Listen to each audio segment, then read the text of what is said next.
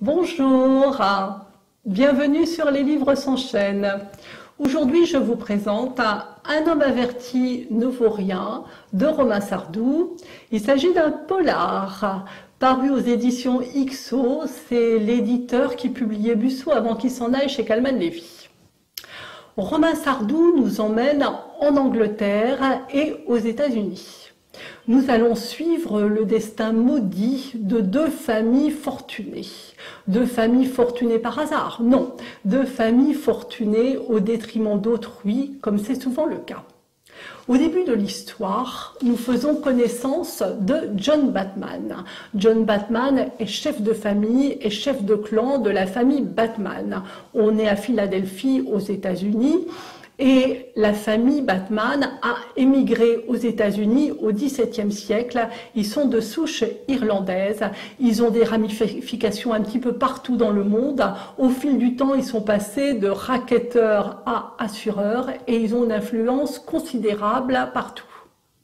Ensuite, nous sommes transportés en Angleterre et nous assistons à la mise à l'eau d'un porte-conteneurs géant, le Rapa Nui II.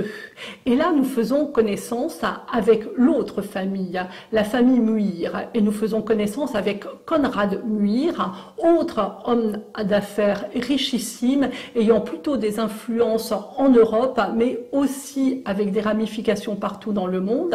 Et lors de cette inauguration, il y a une foule considérable qui s'est déplacée et nous faisons connaissance avec Michael. Michael fait partie du personnel assigné à la sécurité de cet événement et il y a énormément de monde comme je vous l'ai dit et dans cette foule considérable il y a quatre yeux qui se croisent, les deux yeux de Michael et ceux d'une inconnue. C'est un coup de foudre immédiat. L'inconnue en question, c'est Jennifer Muir, l'épouse de Conrad Muir, l'homme d'affaires richissime.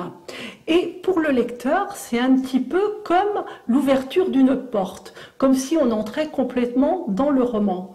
À partir de ce moment, à partir de ce coup de foudre, nous allons suivre le cheminement de ces deux familles, la famille Batman et la famille Muir, les deux familles qui se vouent une haine viscérale, et en même temps, nous allons suivre les aventures de Michael et de son amoureuse.